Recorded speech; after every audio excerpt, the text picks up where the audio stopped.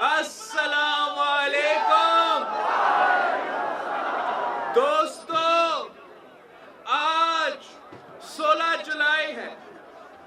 4 دن بعد آپ سمیت کشمیر کے عوام اپنے مستقبل کا، اپنی آئندہ آنے والی نسلوں کے مستقبل کا فیصلہ کریں گے۔ جموں و کشمیر کے لوگوں اصولوں پر ڈٹ جاتے ہیں، ان کے سر ظالموں کے سامنے کبھی نہیں جھکے۔ اس کا سب سے بڑا ثبوت 68 سال سے جاری رہنے والی آپ کی جنگ آزادی ہے۔ 68 برس گزرنے کے بعد بھی سرحد کے اس پار ہو یا اس پار، آزادی کے جنون میں کوئی فرق نہیں آیا۔ آپ سب اچھی طرح جانتے ہیں کہ پاکستان پیپلز پارٹی کی بنیاد ہی کشمیر مسئلے پر رکھی گئی تھی۔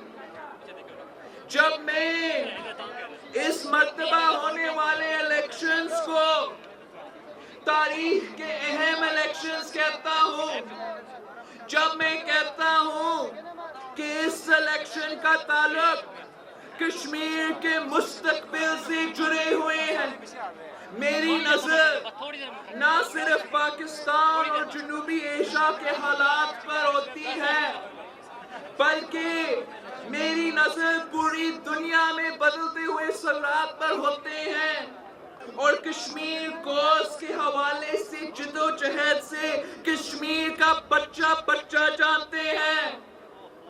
اور دوسری طرف وہ جماعتیں ہیں جن کی نہ تو کشمیر پالیسی ہے اور نہ ہی کشمیر کو سے کوئی تعلق ہے، وہ صرف آزاد کشمیر کے وسائل اور حکومت پر قبضہ جما چاہتے ہیں۔ میرے کشمیری بھائیوں، میں آپ سے پوچھنا چاہتا ہوں کہ پچھلے 3 سالوں میں کتنی بار میاں نواز شریف صاحب نے کی زبان پر کشمیر کا نام آیا ہے؟ کیا ان کو مقبوضہ کشمیر میں انسانی حقوق کی بدترین پامالی، خواتین کی بے حرمتی اور گرتی ہوئی لاشیں نظر نہیں آتے؟ انہیں تو یہ بھی احساس نہیں ہے کہ ظلم اتنا بڑھ گیا ہے کہ معصوم بچوں کی آنکھوں کو ٹارگٹ کر کے پیلٹس مارے جا رہے ہیں۔ پاکستان پیپلز پارٹی کا اس ظلم کے خلاف بار بار پرزور احتجاج ہے، جس سے مجبور ہو کر انہوں نے سولیڈارٹی ڈے اناؤنس کیا۔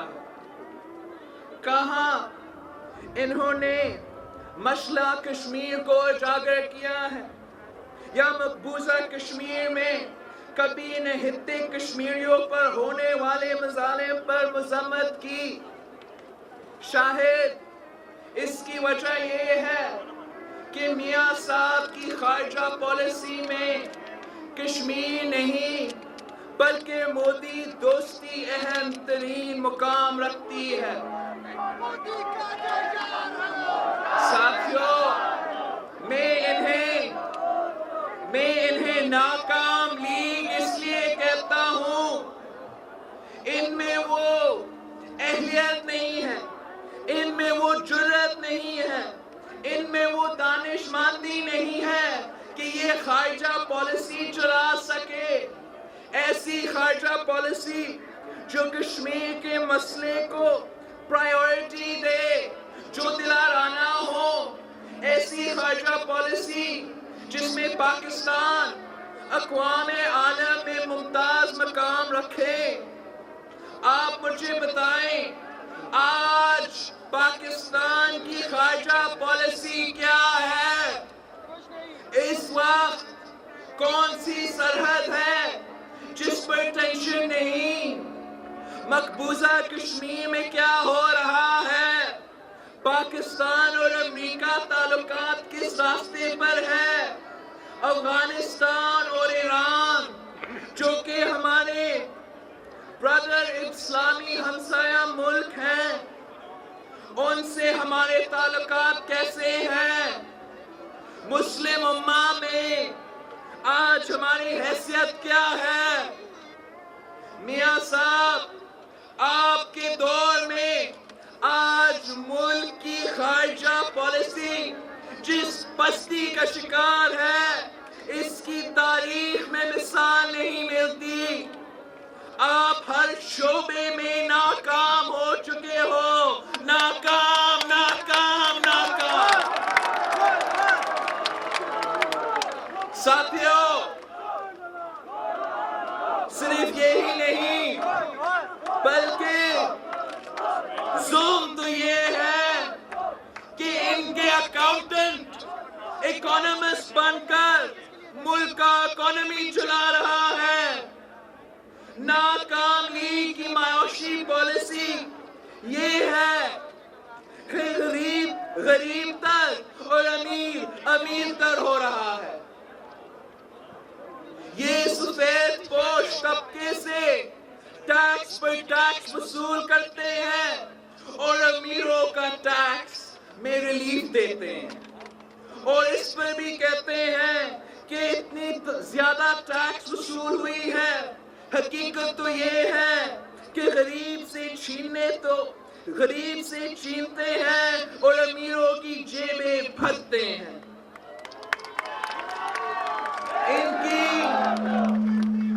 ان کی معاشی پالیسیز امیروں کے لیے ہیں، غریبوں کے لیے نہیں۔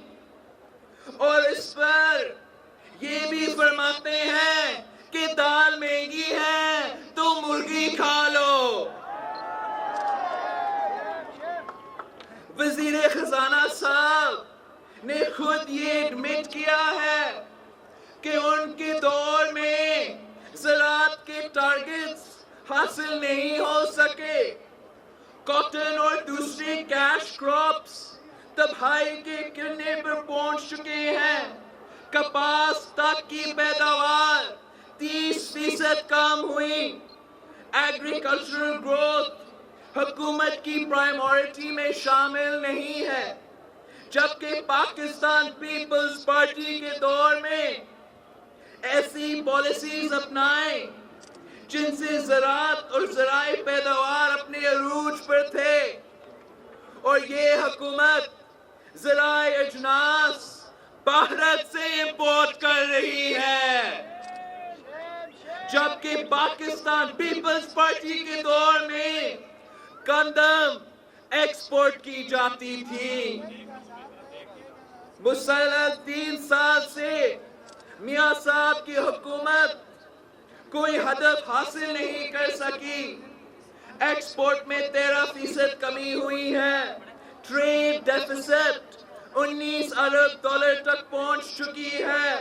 اس حکومت کو یہ اعزاز بھی حاصل ہے کہ صرف 3 سالوں میں اس نے اتنے قرض لیا جتنے قیام پاکستان سے لے کر اب تک کی تمام حکومتوں سے مجموعی طور پر نہیں لیا۔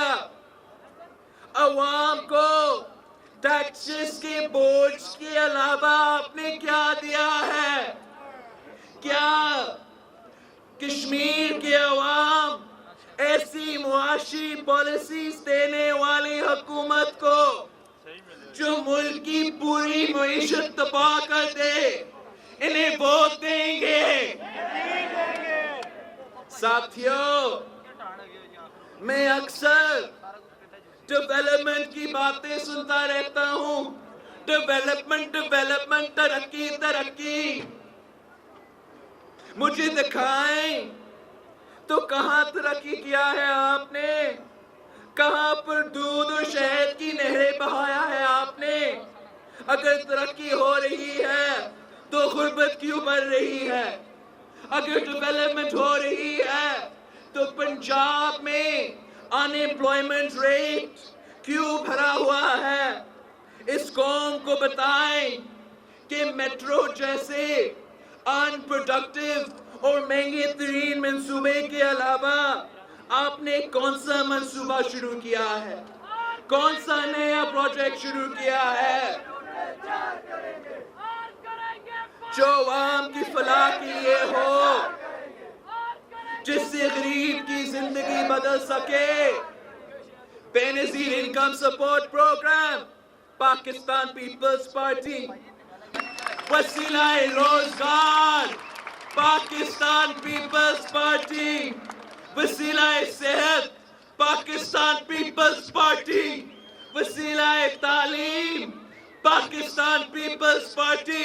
Atomic bomb, Pakistan Peoples Party. Missile technology, Pakistan Peoples Party. Gwadar port, Pakistan Peoples Party. China Pakistan economic corridor, Pakistan Peoples Party. Pakistan Iran gas pipeline, Pakistan Peoples Party. Metro کے علاوہ آپ نے کیا کیا ہے؟ صرف پاکستان میں ہی نہیں، کشمیر کی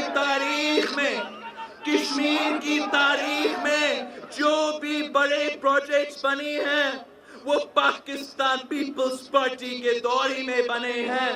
نعرہ بھٹو، نعرہ بی بی، نعرہ بلاول. پاکستان پیپلز پارٹی کی اس حکومت سے پہلے یہاں کوئی میڈیکل کالج نہیں تھا. اب 3 میڈیکل کالجز ہیں. پاکستان پیپلز پارٹی کی اس حکومت سے پہلے پورے کشمیر میں صرف 1 یونیورسٹی تھا. اب 6 یونیورسٹیز ہیں. سکولز، کالجز، یونیورسٹیز، سڑکیں اور ہاسپٹلز کے علاوہ پاکستان اور آزاد کشمیر کی تاریخ کا سب سے اونچا قائد عوام ذوالفقار علی بھٹو برج بھی پاکستان پیپلز پارٹی کے دور میں بنا ہے. نعرہ بھٹو، نعرہ بلاول. جہلم ریور پر بھی برج صرف 6 مہینے میں کمپلیٹ کیا گیا. پاکستان پیپلز پارٹی عوام کی خدمت پر یقین رکھتی ہے. ہم صرف ایک شہر میں نہیں بلکہ پورے پاکستان کے لیے کام کرتے ہیں. بھٹو.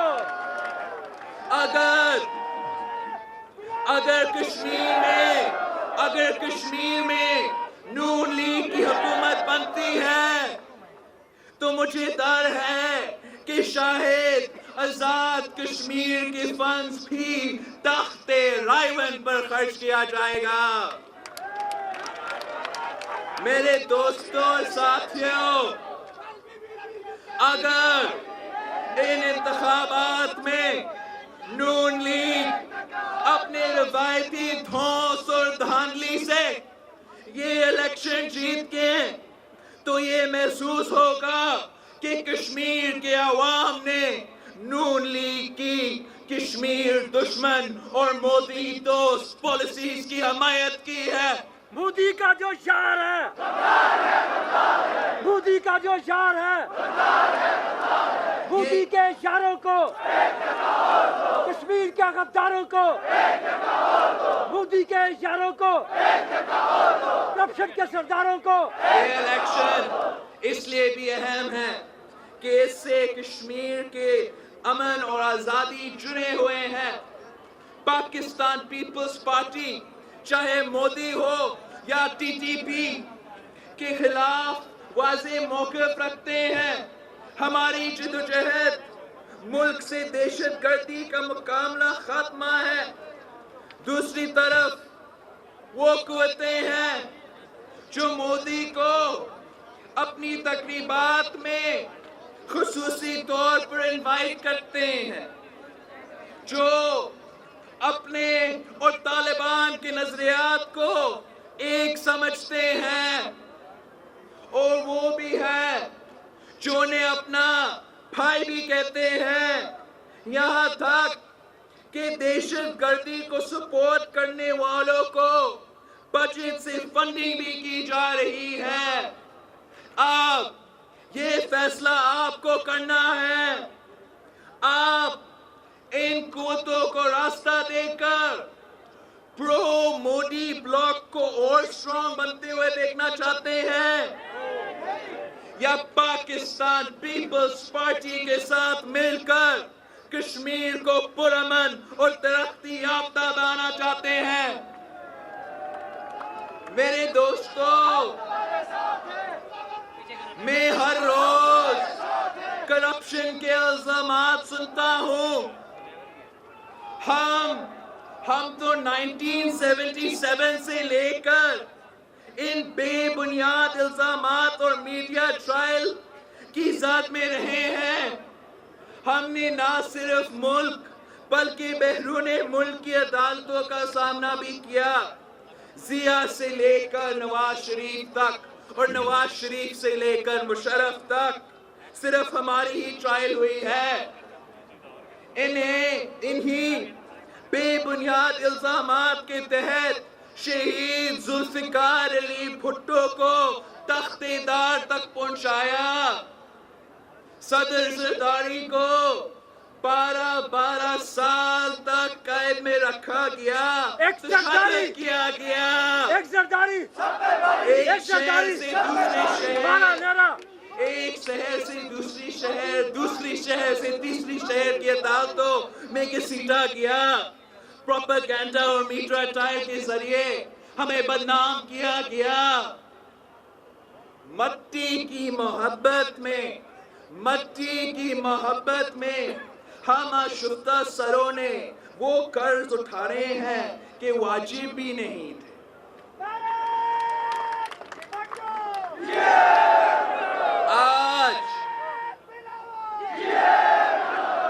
آج جب پیناما لیکس کی انویسٹیگیشن کی بات ہو رہی ہے تو آپ اور آپ کی پوری جماعت شور مچا رہی ہے۔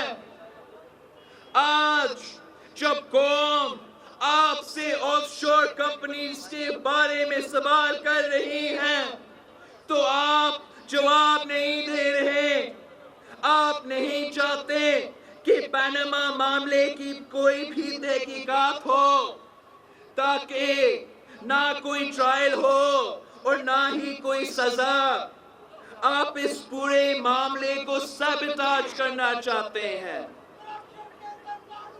میاں صاحب، آپ بتائیں کہ آپ حساب کب دیں گے؟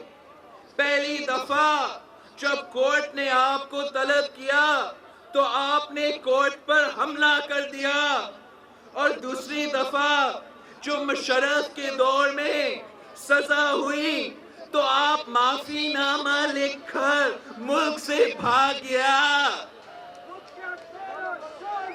یہ وہ وقت تھا جب مشرف رژیم کے خلاف اپوزیشن کے اتحاد ARD کو بنائے ہوئے صرف 10 دن ہوئے تھے، مگر آپ ملک کی اپوزیشن کو بھی دھوکہ دے کر بھاگ گیا۔ آپ کے اس عمل سے اس وقت کے بزرگ سیاستدان نواب زادہ نصر اللہ خان نے بیان دیا تھا کہ انہوں نے زندگی میں پہلی مرتبہ ایک تاجر کو سیاستدان سمجھ کر اعتبار کیا، مگر وہ سیاستدان نہیں، تاجر ہی نکلا اور بھاگ گیا۔ اور اب تیسری بار جب قوم آپ سے حساب مانگ رہی ہے تو آپ بیمار ہو گئے۔ آپ کیا چیز چھپا رہے ہیں؟ کس بات سے ڈرتے ہو؟ میاں صاحب، تب بھی تو میں کہتا ہوں کہ آپ لیڈر نہیں، آپ بزنس مین ہیں، جس کو صرف اپنا ذاتی مفاد عزیز ہوتا ہے. آپ عدالتوں کا سامنا کیوں نہیں کر رہے؟ آپ کہتے ہو کہ آپ کا احتساب کیا گیا. ایک محل سے دوسری محل منتقل ہونے کو احتساب کہتے ہیں.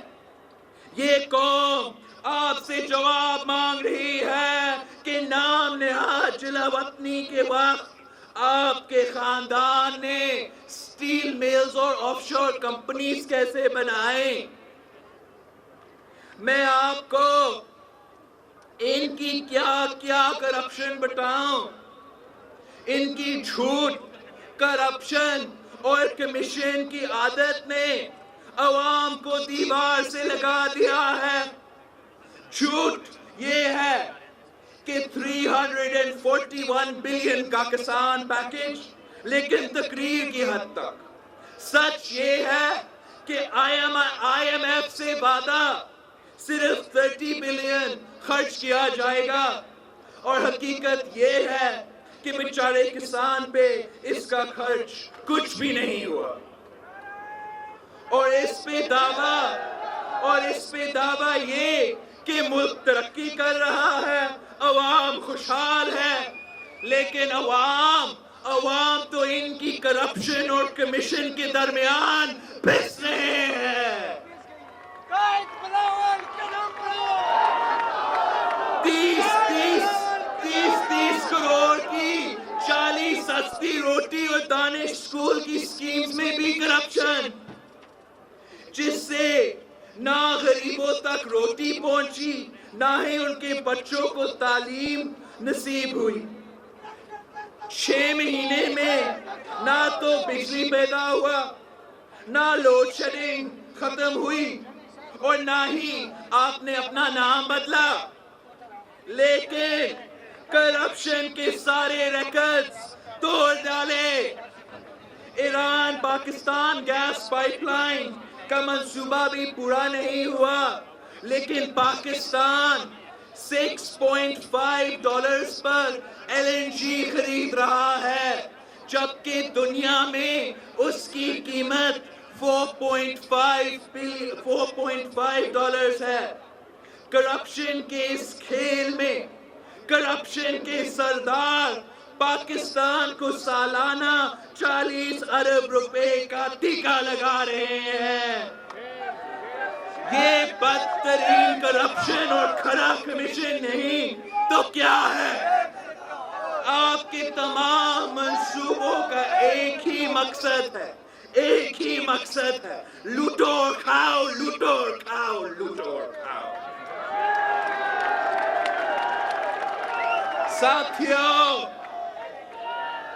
ساتھیوں، میں نون لیگ کی گڈ گورننس کا پروپیگنڈا سن کر تنگ آ گیا ہوں.